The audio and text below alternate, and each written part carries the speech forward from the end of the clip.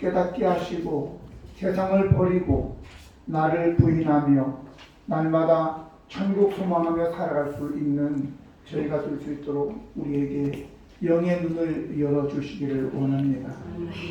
우리는 이 세상에 속한 자들이 아니라 하나님의 자녀들임을 분명히 깨닫게 도와주시옵소서. 오늘도 하나님께서 우리에게 주시는 말씀 마음으로 받고 깊이 새겨 하나님의 기쁨을 위해서 살아갈 수 있는 자녀의 삶이 되게 하여 주옵소서. 그러한 종을 세우셔서 말씀을 대언하게 하셨으니 말씀을 들을 때에 에스겔 골짜기에 마른 뼈들이 살아나는 역사와 그리고 말씀을 또 들을 때에 이게 강물이 흐르는 곳마다 물고기가 많아지고 또 좌우의 강가에 약초가 나고 또 열매가 맺히고 치유와 회복이 일어나는 것처럼 그런 역사가 이 교회에 있게 도와주옵소서. 우리 성도들의 삶을 회복시켜 주시옵시고 예수 믿는 증거들을 허락하여 주시옵소서. 오늘도 함께 하시는 하나님을 찬양하고 우리 구 예수 그리스도의 이름으로 기도드립니다. 아멘. 오늘 함께 나누실 하나님의 말씀은 출애굽기 28장 31절로 43절까지입니다. 너는 에봇 받침 겉옷을 전부 청색으로 하되 그 주위에 바퀴까지 빗을 짜서 찢어지지 않게 하고 흑옷 가장자리로 돌아가며 청색, 자색, 홍색 실로 석류를 수놓고 금방울을 간격을 두어 달되 그 가장자리로 돌아가며 한 금방울 한 석류 한 금방울 한 석류가 있게 하라. 아론이 입고 여호와를 섬기러 성소에 들어갈 때와 성소에서 나올 때에 그 소리가 들릴 것이라. 그리하면 그가 죽지 아니하리라. 너는 또 순금으로 패를 만들어 저장을 새기는 법으로 그 위에 새기되 여호와께 성전을 하고 그 패를 청색 끈으로 관 위에 매되 곧 관 전면에 있게 하라.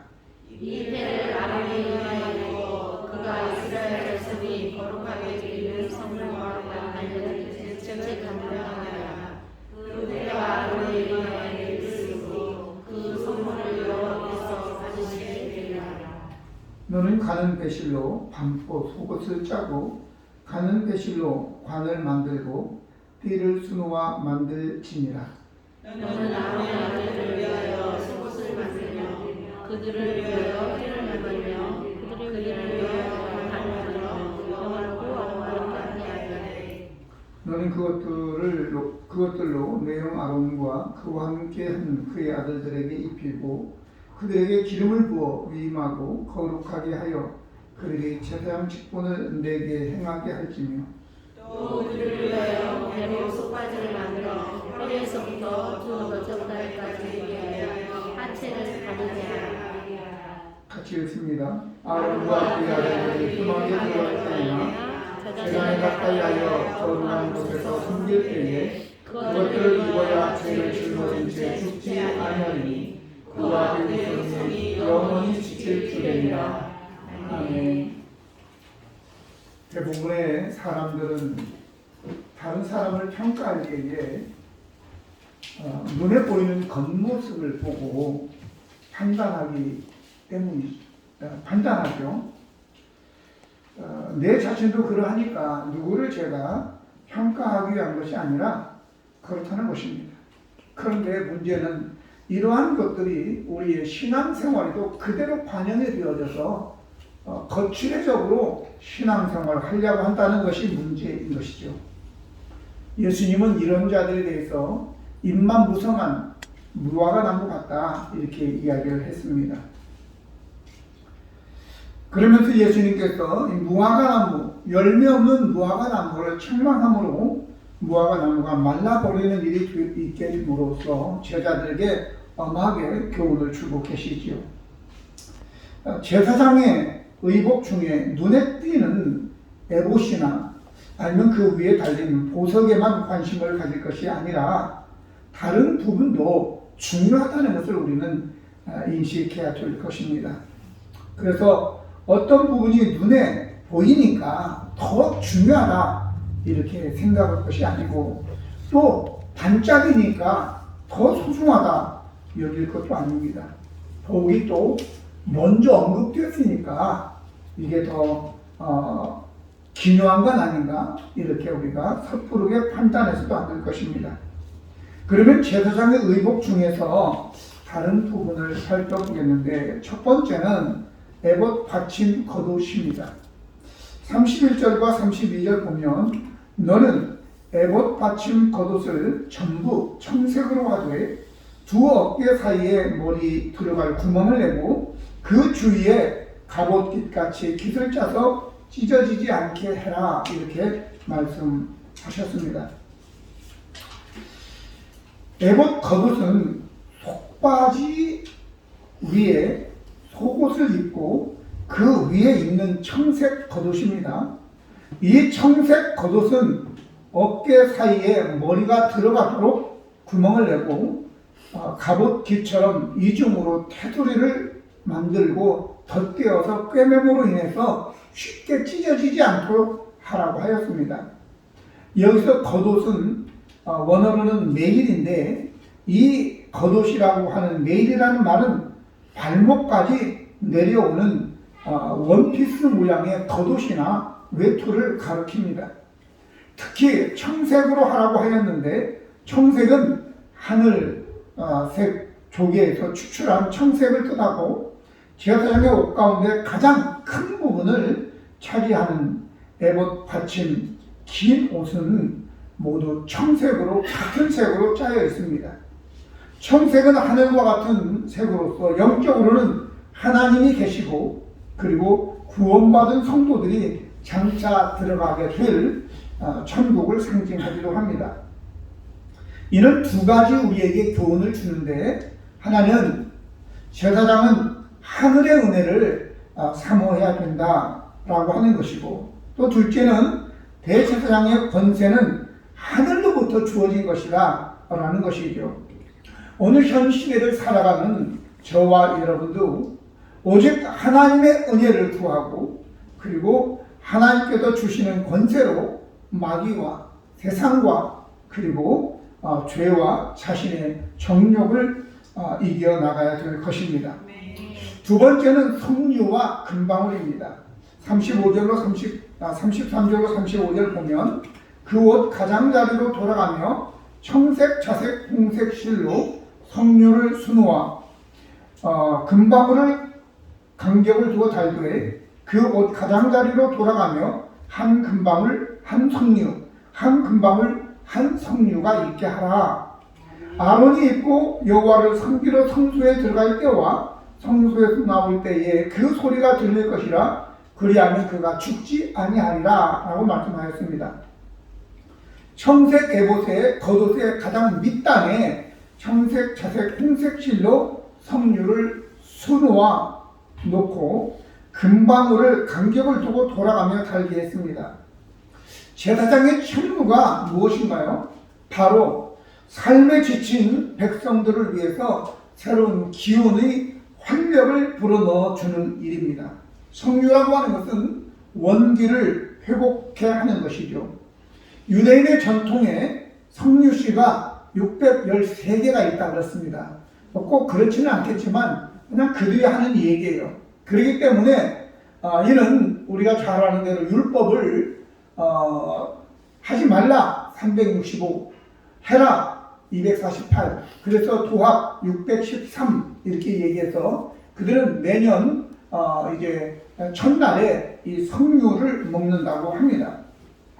또한 성류는 부와 명예 그리고 평안을 상징하기도 하죠. 그래서 솔로몬은 성전 앞에 커다란 기둥을 세우고 그 기둥에 이제 기둥의 이름을 야긴과 보아스라고 이름을 짓죠. 야긴은 그가 세우실 것이다. 보아스는 그에게 능력이 있다라고 하는 것입니다. 그러므로 저와 여러분은 하나님이 세우시고 하나님께서 능력이 있기 때문에 우리에게 은총을 베풀어 주신다고 하는 거죠. 그런데 그 큰 기둥 맨 위에 공같이 둥근 부분에 성류를 200개를 새겨 넣었다고 열왕기상 7장 20절에 기록하고 있습니다. 무슨 의미입니까? 결국 대제사장은 삶에 지친 성도들에게 생명의 말씀을 풍성하게 공급해야 한다는 것입니다. 뿐만 아니라 이제 금방울에 대해서 방울은 팜이라는 말로서 소리가 나는 것뿐만 아니라 본래 이 방울이라는 것이 발걸음, 발자취, 행보 등을 의미하는 것입니다. 제사장의 옷 끝단에 금방울을 달았는데 궁금했습니다. 도대체 몇 개나 달렸을까 궁금해서 한번 제가 찾아봤는데 미시나라고 하는 그 유대인들의 율법서에 앞에 36개, 뒤에 36개, 도합 72개가 달렸다라고 얘기합니다. 대제사장이 이제 성전 안에서 섬길 때는 맨발로 섬기게 되는데 끝단에 이제 치마 끝에 금방울이 달렸다면 여러분들이 걸을 때 소리가 나겠어요, 안 나겠어요? 당연히 소리가 나겠죠. 또 금방울이니까 얼마나 청명한 소리가 나겠습니까? 그러므로 이 금방울 소리가 나면서 물론 석류는 수놓아서 만든 것이지만 금방울 소리가 나면서 석류 향이 풍겨져야 되겠고 또 뿐만 아니라 석류 열매가 주어져야 되겠죠. 자, 그래서 오늘 이 금방울 소리, 대제사장이 금방울 소리를 내게 되면 사람들은 그걸 보지는 못하지만 밖에서 소리를 듣겠죠. 소리를.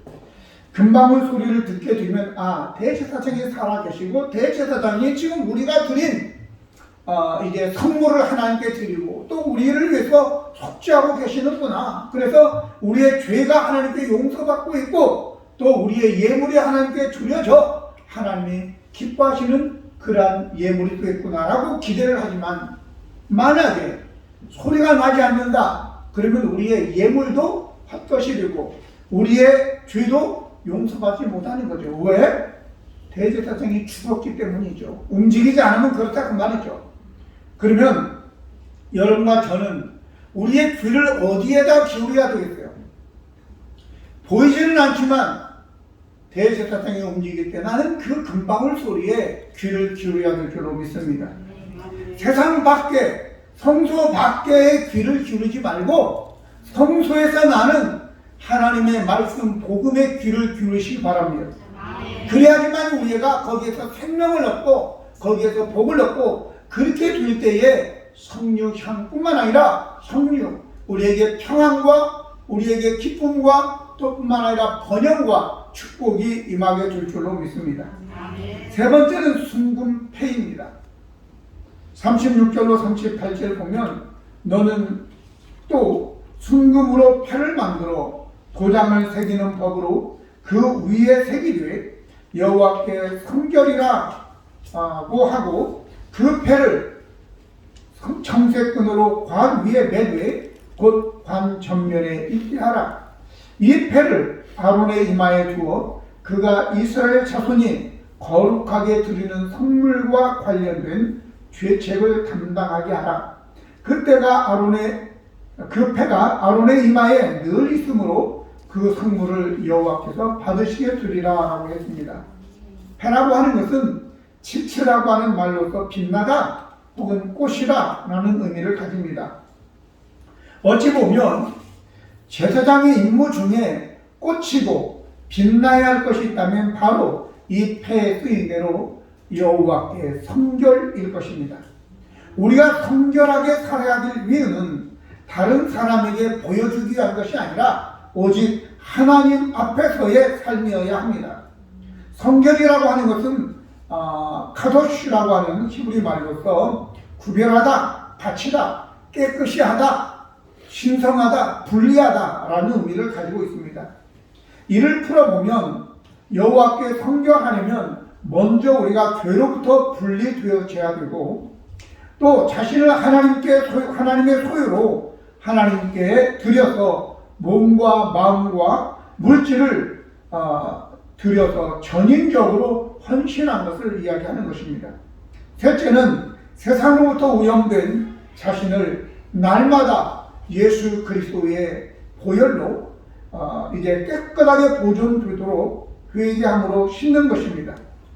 우리는 우리의 이마에 보이지는 않지만 여호와께 성결이라고 하는 금패가 붙어 있음을 항상 의식하고 망각하지 말기를 바랍니다. 이것을 망각하는 순간 우리는 비참한 나락에 떨어지기 때문입니다. 사사기에 보면 이제 16장에 보면 삼손이라고 하는 나시린이 나와요. 날 때부터 자기 부모에게 천사가 고지해서 너에게 아들을 낳을 것인데 그는 나시린이다. 그러면서 사체를 가까이 하지 말고 또 머리를 자르지 말고 이제 포도주나 독주를 마시게 하지 말라. 이런 내용의 이 고지를 받게 되어지는데 이 삼손은 자기가 나시린인지 이걸 망각한 것 같아요. 그러니까 자기 손으로 사자를 찢어 죽이고 그 사자에게 벌들이 꿀을 이제 만들어 놓은 것을 꿀을 죽은 사자에서 이제 먹고 그리고 또 뿐만 아니라 이방 여인하고 결혼을 하고 게다가 16장 1절에 보면 가사에 그가 가서 기생에게 기생을 보고 그에게 들어갔다라고 했는데 16장 44절에 보니까 이방인 기생 곧 창기를 사랑했다. 단지 기생이 아니라 창기였다라고 얘기합니다. 나시린이 창기를 사랑해서 거기에 헤어나지 못하게 될 때에 그는 머리가 깎이고 그리고 눈이 뽑혀 결국은 그들의 손에 의하여 죽고 말게 되는 것입니다. 오늘 또한 이 패를 이마에 청색끈으로 묶어서 관 전면에 두어야 성물과 죄책을 하나님께서 받으신다고 하였습니다. 대제사장의 이 패는 바로 예수 그리스도의 사역을 말씀하는데 예수님만이 진정한 우리의 대제사장이 되는 것이죠. 히브리 7장 26절에 보면 이러한 대제사장은 우리에게 합당하니 거룩하고 악이 없고 더러움이 없고 죄인에게서 떠나 계시고 하늘보다 높이 되심이라 라고 말씀하였습니다. 그러므로 이 대제사장은 진정한 대제사장은 아론과 아론의 후손이 아니라 바로 예수 그리스도라는 것을 여러분들이 기억하시기 바랍니다. 이제 마지막으로 속옷과 관, 띠, 속바지에 대해서 이야기합니다. 39절로 43절까지 너는 가는 배실로 반포 속옷을 짜고 가는 배실로 관을 만들고 관은 머리에 쓰는 거죠. 띠를 손으로 만들지니라. 너는 아론의 아들들을 위하여 속옷을 만들며 그들을 위하여 띠를 만들며 그들을 위하여 관을 만들어 영화롭고 아름답게 하되 너는 그것들로 내 형 아론과 그와 함께한 그의 아들들에게 입히고 그들에게 기름을 부어 위임하고 거룩하게 하여 그들이 제사장의 직분을 내게 행할지며 또 그들을 위하여 배로 속바지를 만들어 허리에서부터 두 넓적다리까지 이르게 하여 하체를 가리게 하라.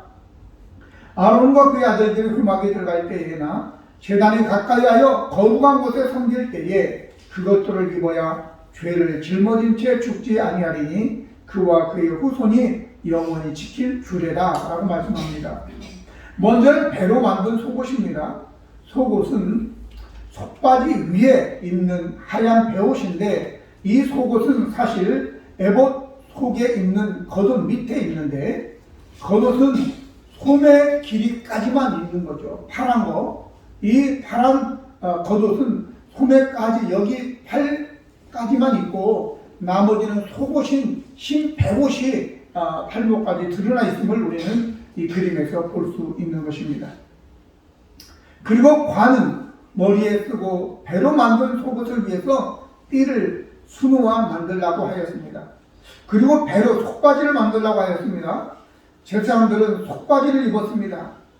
속바지라고 하는 것은 특별히 제사장들이 수치를 드러내지 않아야 된다라고 하는, 이건 성에 관련되어 있는 것입니다. 성결한 삶을 살아야 될 것에 대해서 이야기를 하고 있는 것입니다. 레위기 16장 1절로 4절에 보면 아론의 두 아들이 여호와 앞에 나아가다가 죽은 후에 여호와께서 모세에게 말씀하시니라. 여호와께서 모세에게 이르시되 내 형 아론에게 일어나 성소에 휘장한 법궤 위 속죄소 앞에 아무 때나 들어오지 말라. 그리하여 죽지 않도록 하라. 이는 내가 구름 가운데서 속죄소 위에 나타남이라.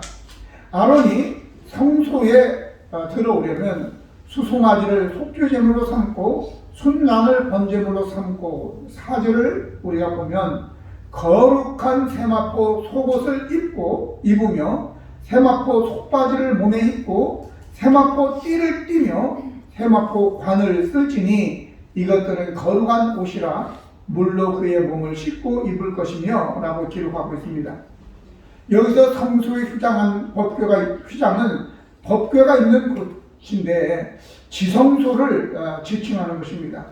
대제사장이 이곳에 들어가기 위해서는 그동안 대제사장이 걸친 여러 가지 이제 에봇, 그 위에 보석들, 견대들 이런 것들을 다 벗어놔야 되는 것입니다. 그리고 하얀 옷, 속옷, 그리고 또 관도 하얀 부분, 띠, 이런 모든 것은 겉모습은 다 벗어놓고 이제 하얀 세마포만 입고 하나님께 나아가야 되는 것입니다. 하나님께 나아갈 때 화려한 치장이 필요 있는 게 아니에요. 사회적인 지위, 부나 명성 이런 것도 다 내려놔야 됩니다. 모두 하나님 앞에 죄인으로 겸손하게 나아가야 될 줄로 믿습니다. 화려한 옷을 입는 것은, 또 가슴에 흉패에 보석을 물리는 것은 하나님이 너에게 주신 권위를 백성들 앞에서 보이는 것이고, 그러나 하나님 앞에 갈 때는 대제사장이든지 제사장이든지 일반 성도든지 할 수 없이 모두가 다 동일하게 죄인의 모습으로 오게 되어지는 것입니다. 그래서 교회 안에도 마찬가지로 교회에서 예배자로 우리가 온 것은 사회에서 그 사람이 어떤 지위, 사장이든 회장이든 국회의원이든 상관없이 다 죄인으로 성도로 함께 동일하게 하나님 앞에 서야 될 줄로 믿습니다.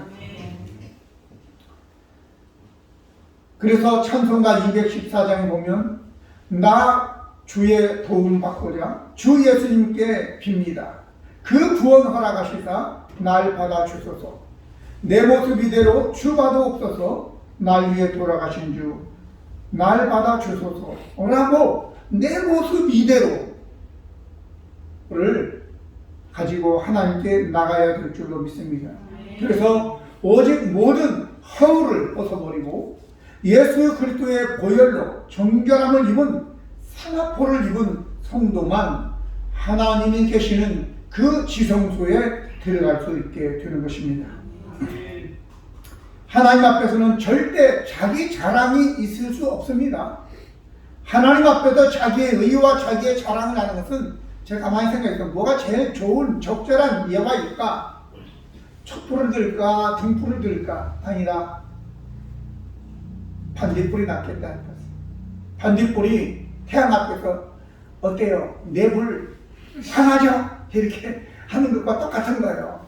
말도 안 되는 거죠. 오늘 저와 여러분 이런 모습을 가지고 하나님께 나아가는 것은 아니죠. 하나 더 제가 뭔가 좀 빠진 게 있겠다 싶었어요. 아무리 제사장이 하나님께서 명령하신 이런저런 속옷과 관과 띠와 흉패와 에봇과 또 금패 다 해도 이게 빠지면 안 되겠더라고요. 제가 이 말씀을 설교에 빼먹으면 하나님께 꾸중 들을 것 같아서 아니다, 이거는 포함시켜야 되겠다고 하는 거예요. 뭐냐? 바로 기름 부음이 없이는 대제사장으로서 위임이 되지 않고 거룩하게 되지 않아 임무를 감당할 수 없다는 거예요. 아무리 옷을 갖춰 입어도 너는 기름을 부어 그를 위임하고 그리고 거룩하게 하여 이 직분을 행하게 하라고 한 겁니다. 여러분과 그래서 예수님께서도 너희는 예루살렘을 떠나지 말고 하나님이 약속한 성령이 임할 때까지 기다리라고 얘기한 겁니다.